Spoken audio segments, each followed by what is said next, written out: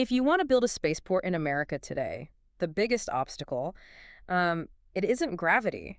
And it isn't rocket science either. It's actually, well, it's fish. Yeah, it really comes down to the fish. Right, because if you launch a rocket over the ocean and, something goes catastrophically wrong, fish don't count as human casualties. Exactly. But if you try to launch that same rocket over the Arizona desert, well, suddenly the math changes completely and the regulatory nightmare begins. It does. It is this massive geographic cheat code that the coastal states have been using for decades, and it just completely dictates how we access space. Welcome to today's deep dive. If you are the kind of person who loves learning how complex systems actually function behind the curtain, and we know you are, today is an absolute goldmine. Oh, for sure. It is July 6, 2026, and we are looking at the literal bureaucratic roadmap to the stars. Yeah, and we are grounding our conversation today in a brand new legislative analysis.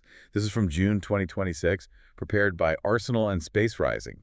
They've done this highly detailed breakdown of Senate Bill 2888, which is known as the Spaceport Act. We're exploring this because, while the rockets get all the cinematic glory, you can't launch a vehicle without a place to launch it from. No, you really can.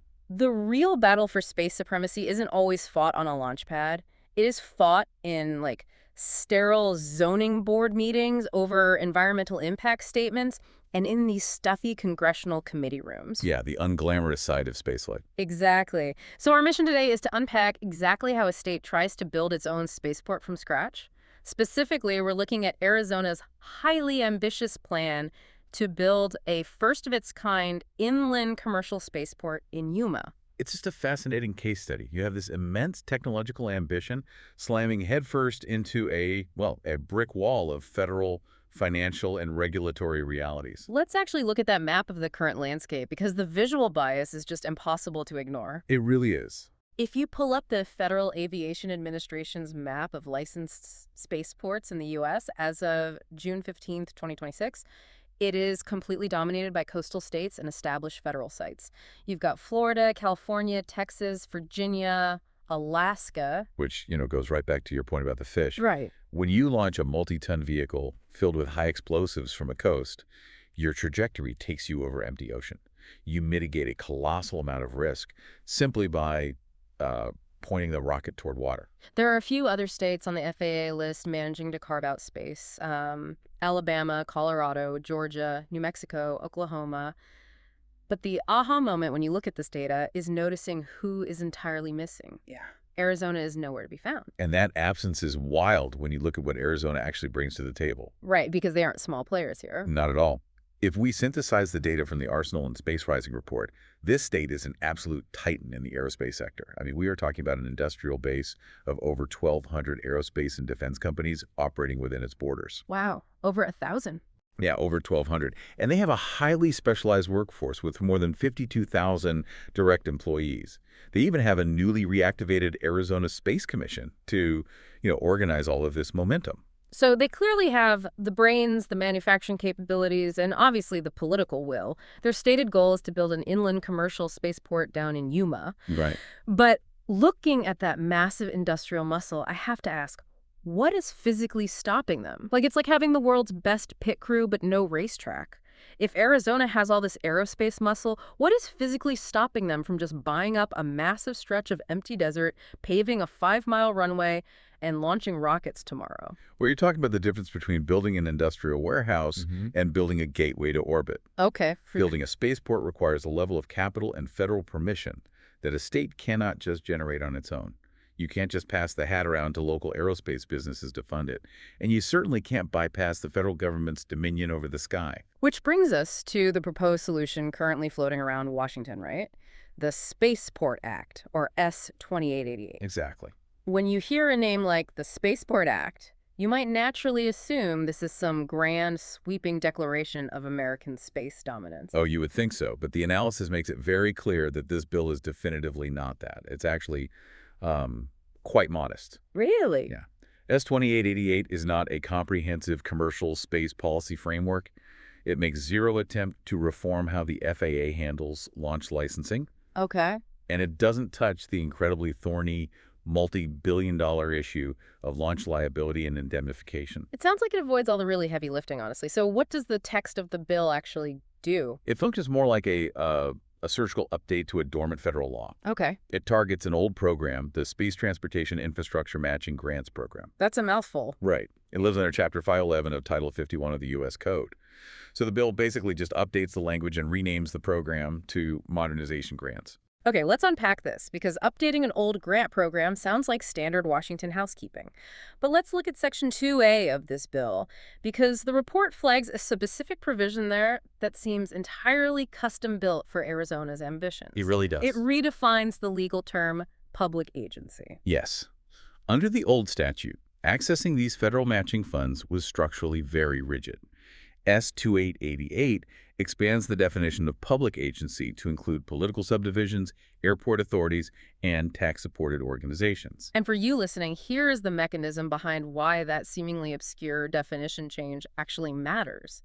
Arizona currently has 67 public-use airports. Right. Under this new expanded definition, a local entity, say a specific county government or a regional airport authority down in Yuma, can be the primary anchor and applicant for a spaceport project. Exactly. They are no longer required to wait for the state government to run the entire operation from the top down. It fundamentally decentralizes the ability to hunt for federal money, right? It empowers local municipalities who have the actual land to take the initiative. That's spot on. But we need to look at the actual federal money. Yeah, let's talk about that, because the Arsenal and Space Rising report highlights a massive mathematical mismatch here. Yuma is reportedly pursuing around $160 million in support to actually build this inland spaceport. Yep. But S2888 only authorizes up to $10 million per fiscal year. And that's for the entire national program, not just Arizona. Right. So why would a sponsor write a bill that mathematically fails to solve the problem it targets? Well, if we connect this to the bigger picture, Yeah. it really comes down to how infrastructure is funded in the modern era. You have to look at this through the lens of what finance people call building the capital stack. The capital stack. Yeah. When you are trying to build massive infrastructure, you rarely get one giant check. You build a multi-layered cake of funding. The report advises that this $10 million authorization should be viewed purely as seed capital, not a complete capital stack. So it's the money to pour the foundation, not the money to build the whole house. That is a great way to put it. Getting that initial federal grant is a powerful signal. It proves to state legislatures and private institutional investors that the federal government sees the project as viable. Which then unlocks the much larger private and state funds needed to finish the job. Exactly. Furthermore, the bill keeps the authorization low to avoid sticker shock in congressional committees. They're using the low dollar amount as a Trojan horse to change something far more important, which is the project evaluation criteria. Oh, this is the part about how the Department of Transportation decides who actually gets the money. Yes. Previously, the DOT evaluated these spaceport grants on a somewhat narrow definition of civil and commercial needs. But S2888 forces the DOT to evaluate projects based on civil, commercial, and national security needs. Wait, let me make sure I'm connecting the dots here. By legally changing the criteria to include national security, they aren't just asking for a regional business grant. They are effectively trying to rebrand the Yuma spaceport as a piece of critical military infrastructure. You are absolutely connecting the dots. For Yuma, that is the master key. Wow. Yeah, because the Yuma site is not just an empty patch of sand. It's surrounded by heavy military infrastructure and highly restricted airspace used by the Department of Defense. Right. By forcing the DOT to weigh national security, Arizona can market this spaceport as a dual-use resilience asset. It elevates the project from just a local economic boon to a strategic defense imperative. That is incredibly clever maneuvering. I mean, S2888 gives them the decentralized local authority to apply, it gives them the national security branding to stand out, and it offers that crucial seed money for the capital stack. It does. But let's say they manage to stack all that capital and actually secure the money. Money doesn't suspend the laws of physics, and more importantly, it doesn't suspend federal safety law. No, it definitely doesn't. This is where the physical reality of launching high-explosive vehicles into orbit meets the uncompromising nature of the federal bureaucracy. Here's is where it gets really interesting and honestly a bit daunting for anyone trying to pull this off. To legally operate a spaceport, You need an FAA launch site operator license, Yes. which falls under 14 CFR Part 420. And if your business model involves bringing rockets back down to land, you also need a re-entry site operator license under Part 433. Right. The paperwork just keeps stacking up. The sheer mathematical burden of proof required by the FAA here is staggering. To get this license, the applicant has to prove public safety with a, quote, public casualty expectation not exceeding 1 × 10⁻⁴ power. Right, meaning for every single proposed launch point and trajectory, you have to mathematically prove that the risk of a single casualty among the general public is less than 1 in 10,000. How does an applicant even begin to prove that? Like, you can't just send the FAA a good faith estimate on a spreadsheet. Oh, no. Not even close. You have to run incredibly complex Monte Carlo simulations. Oh. Aerospace engineers literally have to model the specific explosive yield of the rocket fuel. They have to simulate thousands of different failure scenarios. Like, what if the engine fails at 10,000 feet? What if it fails at 50,000 feet? Oh, my God. Yeah. They have to calculate the blast radius, map out the falling debris footprint, and then overlay all of that data onto the local geography. And remember, for you listening, this is an inland spaceport. If a rocket launched from Florida suffers an anomaly, the simulation drops the debris into the Atlantic Ocean. Exactly. But if you launch from Yuma, you are modeling debris falling over a desert that contains Interstate 8, hiking trails, local towns, and agricultural infrastructure. Proving that 1 in 10,000 math over populated land requires a monumental feat of engineering modeling. And, the bureaucratic maze required to get the FAA to even look at that math is a saga unto itself. Oh, I bet. Let's say Yuma finishes those Monte Carlo simulations and submits their application. By law, the FAA has 180 days to review it and issue a decision. Honestly, 6 months actually sounds remarkably efficient for the federal government.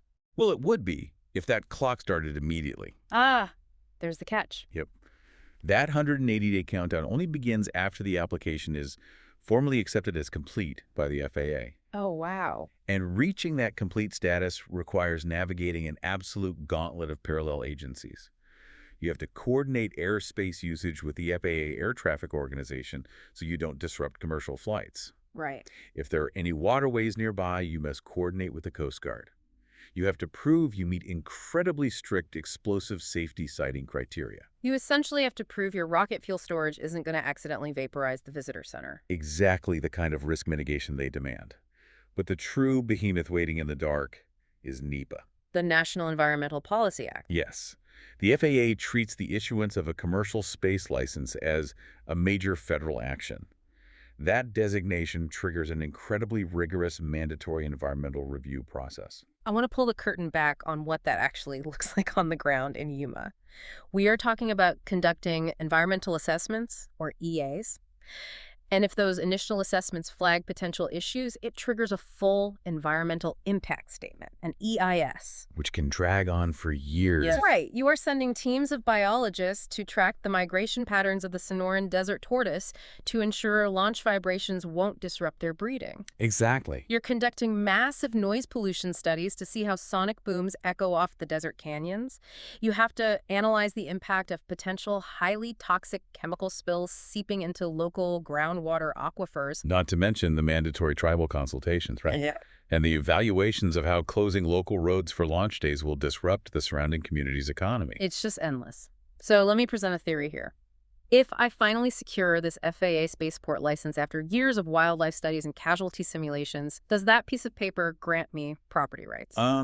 No. Does it act like a federal skeleton key that lets me bypass local zoning boards because I'm operating a national security asset? It grants you absolutely zero property rights. Wow. The FAA license is purely a federal safety authorization. It determines that your operation will not kill the public. It does not buy the land for you. It does not replace local county zoning laws. And it certainly does not secure state-level environmental permits. Wait, so if this bill doesn't even fix the most agonizing part of building a spaceport, like the environmental red tape and the casualty math, it really begs the question, why is Washington even bothering with it? Yeah. Are they actually speeding up the creation of spaceports, or is S-2080 just funding the waiting room while these projects drown in NEPA paperwork? Well, the analysis explicitly validates that critique. The bill plugs perfectly into the existing mission of the FAA Office of Spaceports. It modernizes their ability to hand out grants. But it does not materially shorten the environmental or licensing path for a new site in Arizona. Right. Downstream compliance remains a massive multi-year hurdle. S2888 is a financial mechanism. It is not a regulatory shortcut. Knowing that this is a rather limited financial tool, let's look at its actual chances of surviving the legislative meat grinder. We can look at the current legislative scorecard to see the actual reality of Congress as of June 2026. This is where we have to look closely at the mechanics of how Washington operates, separate from the PR. Looking at the official tracking, S2888 was introduced way back on September 18th, 2025. And right now, it is completely stuck. Probably frozen. Yeah, it's sitting at the introduced stage in the Senate Committee on Commerce, Science, and Transportation. There have been no markups, no committee reports, nothing to suggest forward momentum. And there's a fascinating discrepancy in the political optics surrounding this bill that the report points out. If you read the press materials put out by the sponsors when the bill was first introduced, they claim this is a robust bipartisan effort. They usually do. Right. The press releases boldly list Senators John Cornyn, Ben Ray Lujan, and Roger Wicker as part of the supporting coalition. And we are just reporting the raw data from Congress.gov here, purely looking at the official federal record. If you look up the actual bill, the sole Senate sponsor is Senator John Hickenlooper, a Democrat from Colorado. Yep. There are exactly 0 official Senate co-sponsors listed on the formal record. Which is a classic Washington maneuver. Senators will often signal support in a press release to test the political waters or gauge industry reaction. Right. Floating a trial balloon. Exactly. But they will withhold their official signature on the bill to save their political capital for later negotiations. However, for a state like Arizona trying to gauge the bill's actual momentum, having 0 official co-sponsors is a massive red flag. We can contrast that hollow Senate support with the House version of the bill, H.R. 5447. That side of the Capitol actually reflects the bipartisan branding on paper. Yes, it does. It was formally introduced by Republican Dale Strong from Alabama, and its official documented co-sponsors are Republican Vince Fong and Democrat George Whitesides, both from California. The House has an actual undeniable bipartisan split. This raises an important question for the project sponsors in Arizona. How do you navigate a project anchored to a bill that is stuck in a Senate committee with fuzzy support while simultaneously preparing to face a mountain of regulatory requirements? You essentially have to play 3D chess with the federal government. The report highlights a specific provision in the bill that could be their winning move. S2888 mandates interagency consultation involving the Department of Defense, NASA, and the Department of Commerce. Okay. For an applicant, this is a double-edged sword. On its face, it is a severe compliance burden. That is, 3 more massive, slow-moving bureaucracies you have to satisfy. It's like trying to get a tech startup funded, but the law requires you to get 3 rival billionaire investors to all co-sign your pitch deck before you can even open a bank account. Yes. It's just a massive headache to get them all in the same room. That is a perfect analogy. Hmm. But if you can get those 3 billionaires to co-sign, your startup is suddenly bulletproof. Oh, I see. If Arizona can navigate that interagency consultation and get the DoD to state on the record, we need this inland spaceport for national defense resilience, and get Commerce to state, we need this for aerospace supply chain stability, they build an unshakable coalition. Right. You use the mandated interagency consultation to force the federal government to advocate for your project. Once those agencies are on board, it becomes infinitely harder for the bill to stay buried in a Senate committee. So what does this all mean for you, the listener, and for the broader future of the Yuma Spaceport? If we step back and look at the whole board, Arizona undeniably has the raw industrial muscle. They do. They have the highly trained workforce, they have the deep aerospace heritage, and they have the sheer ambition required to attempt a first-of-its-kind inland commercial spaceport. But S2888, the Spaceport Act, is not a magic wand that waves away the difficulty of the task. Definitely not. It offers only a fraction of the actual capital stack required, and it provides exactly 0 shortcuts through the 180-day FAA checklists, the years-long NEPA environmental reviews, or that grueling 1 in 10,000 public casualty math. It provides a necessary foot in the door, but the path beyond that door is incredibly steep. And as we wrap up today's analysis, I want to leave you with one final provocative thought to ponder that goes beyond just Arizona. We talked at the beginning of the show about that FAA map of spaceports and how it is totally dominated by coastal states where rockets can safely dump their risk over the empty ocean. The fish cheat code. Exactly. But think about the rapidly changing trajectory of the global space economy. Low Earth orbit is quickly becoming a critical economic zone. We are seeing thousands of new commercial satellites, plans for private space stations, and the dawn of rapid point-to-point transport. The sheer cadence of launches is projected to increase exponentially over the next decade. And those coastal launch sites, places like Florida, California, and Virginia, they're fundamentally running out of physical real estate. Yeah, they're packed. The coastal airspace is getting dangerously crowded, and the physical launch pads are booked solid. So the question we have to ask ourselves is, will the future of American spaceflight eventually have to move inward? Are we going to be forced to migrate our launch infrastructure to inland deserts like Yuma simply because we have exhausted the capacity on the coasts? And if that inland migration is physically inevitable, our current environmental and safety regulations, laws like NEPA, that were written decades ago for a completely different, slower era of spaceflight, fundamentally incompatible with that necessary future. It is a massive structural question for the country, and one that is going to be decided not with cinematic rocket fire, but in those quiet, sterile committee rooms we talked about at the top of the show. Thank you for coming along to this deep dive with us today. Keep looking up, and most importantly, keep questioning the complex hidden systems that actually get us there.